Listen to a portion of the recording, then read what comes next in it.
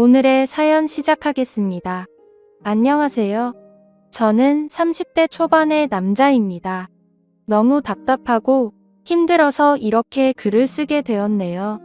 저는 이혼소송 상간자, 소송 등을 진행하고 있습니다. 제가 이혼을 하게 된 사연은 아내의 외도였습니다. 물론 외도뿐만 아니라 여러 가지 문제들이 있었죠. 어떻게 이야기를 풀어야 할지 모르겠어서 아내의 외도 이야기부터 할게요. 저의 아내는 저보다 4살이 많습니다. 결혼 시작부터 마지막까지 그 나이차로 인해 아내와 처가 사람들에게 어린 놈의 자식이라는 말과 함께 무시를 당하게 될 줄은 몰랐네요. 아내의 외도 사유와 지금까지의 말과 행동들 전혀 나이로 사람을 무시할 사람들의 수준으로 적합하지 않았습니다. 아내는 결혼 생활 중 이혼 소송 시작하기 전까지 몇 개월 빼고는 전업주부로 살았습니다.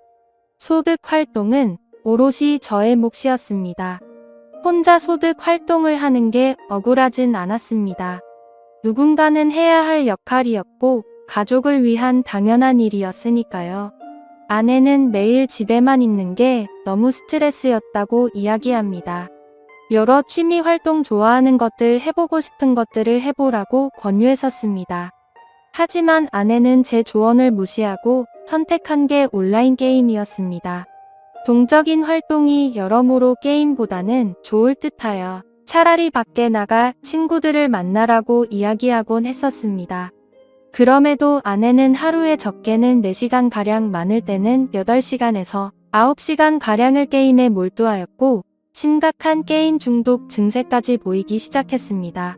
문제는 게임으로부터 시작되었습니다. 게임을 하느라 집안 살림이 점점 개판이 되었고 한 번은 아이가 열린 문으로 나가 행방불명되어 가슴을 쓸어내린 적도 있었습니다. 아이들에게는 매일같이 인스턴트 음식만 먹이고 소홀했습니다. 저에겐 그렇다 해도 아이들에게까지 너무 소홀해지는 것 같아 걱정이 많이 되었습니다. 제발 이런 부분만이라도 신경 써달라 매번 설득하고 타일렀지만 변하는 부분은 없었고 오히려 상황은 악화되었습니다.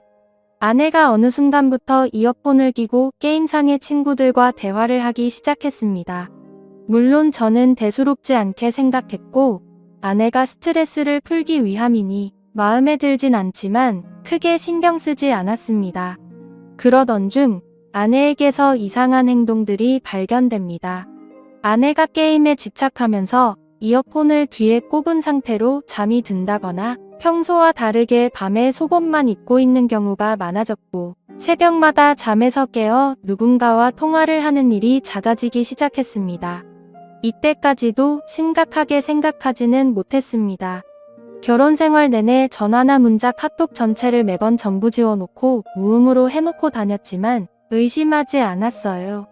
하지만 어느 순간부터 평소 하지 않던 행동들을 아무렇지 않게 행동하여 이상한 느낌이 강하게 들기 시작했습니다. 의심을 해소하고자 정중하게 핸드폰을 보자고 아내에게 부탁을 하였습니다. 그럴 때마다 과하게 성질을 부리며 대뜸 이혼하자고 이야기하는 아내와 충돌하기가 싫어 아무런 확인도 하지 못한 채 시간이 흘렀습니다. 그러던 중 처가에서 식사 자리가 있었고 식사 중에도 핸드폰을 놓지 않는 아내에게 무척이나 화가 났습니다. 한심한 생각도 들었고 이상한 느낌이 강하게 들어 식사 자리가 끝난 후 결국 아내와 한바탕 싸우게 되었습니다. 도대체 무슨 중요한 일이 있길래 가족들과 식사 자리에서 그러고 있느냐. 요즘 너의 이상한 행동들이 너무 의심스럽다. 당당하다면 그렇게 옆에 깨고 사는 핸드폰 좀 보자라고 아내를 다그쳤습니다. 이런저런 신랑의 끝에 아내는 체념을 한 건지 아니면 어떠한 큰 결심을 한 건지 볼 테면 보라고 핸드폰을 던져주더군요. 아내의 핸드폰을 검사하는 모습이 참 꼰대같이 느껴져 제 스스로도 한심했습니다. 하지만 아내의 핸드폰에 충격적인 내용들이 있었습니다.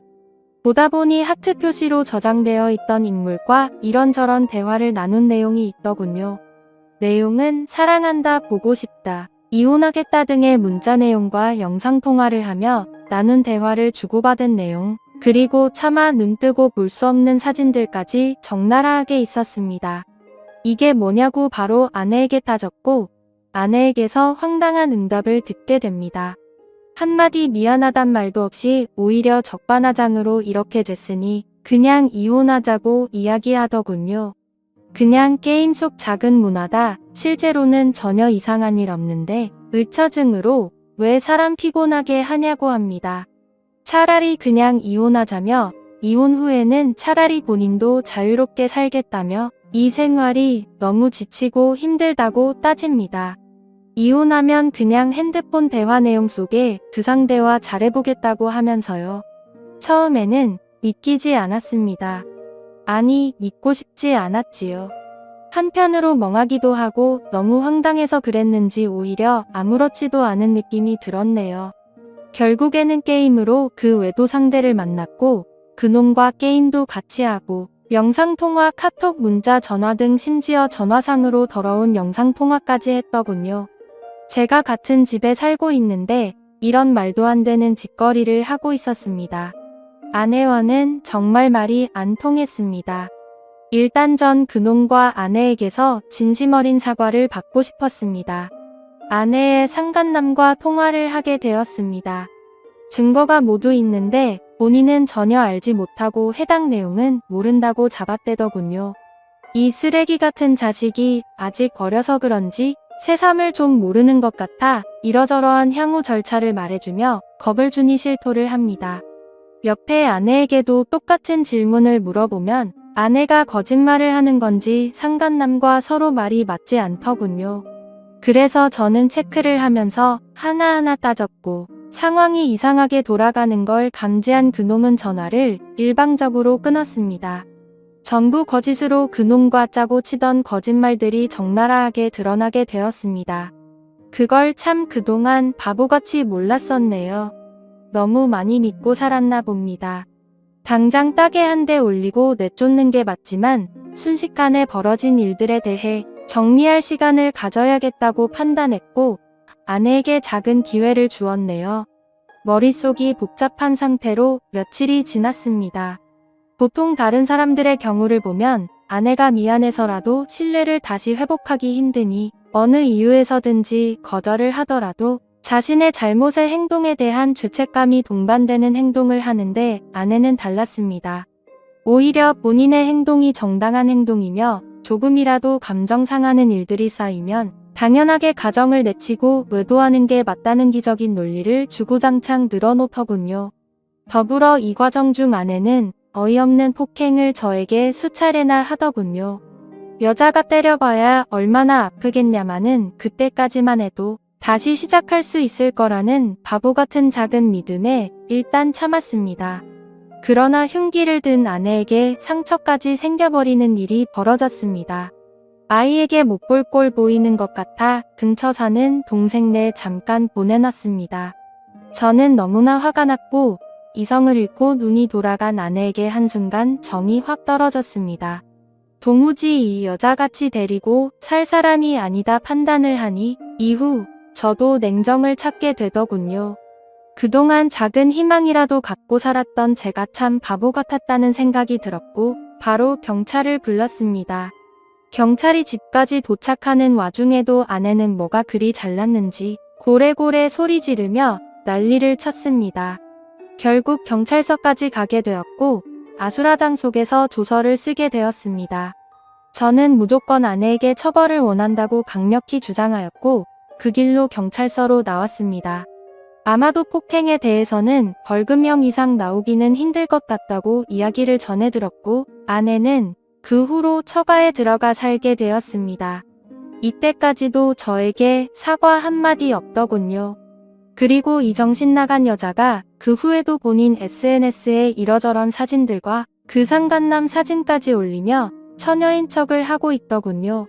저는 공황장애까지 앓고 있으며 약 없이는 잠도 못 들고 악몽도 꾸는데 말이죠. 아이를 위해서라도 이 여자 도저히 용서할 수가 없었습니다. 이혼 소송과 불륜 가담자에 대한 손해배상 청구까지 같이 진행하기로 했습니다. 그동안의 카톡 내용들과 사진 녹취한 음성 등 여러 자료들을 가지고 변호사를 찾았습니다. 소송을 진행했고 충분히 문제없이 원하는 대로 진행할 수 있겠다고 하는데 다만 아이가 조금 문제일 수도 있답니다. 애 엄마가 강력히 원하면 양육권은 조금 힘들 수도 있다고 하네요.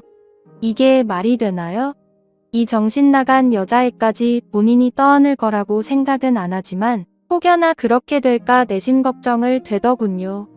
하지만 저는 끝까지 해볼 것이고 양육비까지 받아낼 생각입니다. 그 와중에 장모라는 사람은 전화를 해서는 제가 문제라는 등 헛소리를 하고 장인은 저를 보면 가만두지 않겠다고 합니다. 제가 보낸 소장을 봤다면서요. 소장의 증거가 모두 첨부되어 있고 그에 대한 내용을 변호사가 정리해서 작성은 사실뿐인 내용인데도 말이죠. 맘대로 생각하시고 원하는 대로 해보셔라.